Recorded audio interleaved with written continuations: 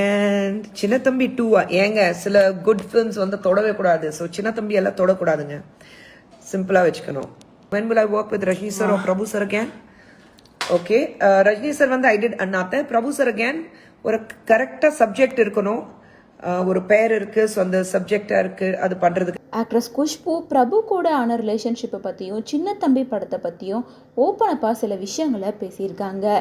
நேத்தோட சின்ன தம்பி படம் ரிலீஸ் ஆகி 33 வருஷம் கம்ப்ளீட் ஆயிடுச்சு. ஷூட்டிங் அப்போ அவங்களுக்குள்ள ஏற்பட்ட ரிலேஷன்ஷிப், அங்கே இருந்தவங்களோட பாண்டிங் அப்படின்னு சொல்லிட்டு நிறைய விஷயங்களை முதல் முறையாக ஓப்பனப்பாக சொல்லியிருக்காங்க.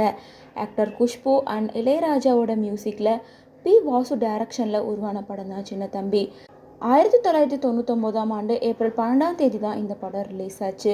மேலும் இந்த படம் மாபெரும் வெற்றியை பெற்றிருக்க நிலையில் இன்னைக்கோட அந்த படம் வெளியாகி 33 வருஷம் கம்ப்ளீட் ஆயிடுச்சு. ஆனால் இப்போது 33 வருஷம் போனதே எனக்கு தெரியல. ஏன்னா தமிழக மக்கள் சின்ன தம்பி படத்தை 33 வருஷம் ஆகியும் மறக்கவே இல்லை. என்னோட வாழ்க்கையும் பிரபுவோட வாழ்க்கையும் அப்படியே இந்த படம் மாற்றிருச்சு அப்படின்னு தான் சொல்லணும். இந்த படத்தால் எங்களுக்குள்ளார அவ்வளவு அதிகமான பாசம் கிடச்சிது. இன்றைக்கு வரைக்கும் ஒரு நம்ப முடியாத வெற்றி படமாக தான் இந்த படம் இருக்குது. இந்த படத்துக்கு வெற்றிக்காகவே ஒருத்தர் மீது ஒருத்தர் எப்போவுமே நாங்கள் நன்றியோடு இருப்போம் அப்படின்னு சொல்லியிருக்காரு. மேலும் அன்பான இயக்குனர், அபிமானத்துக்குரிய பிரபு அப்படின்னு சொல்லிட்டு இவங்க 2 பேரும் எனக்கு எப்போவுமே ஸ்பெஷலானவங்க தான்.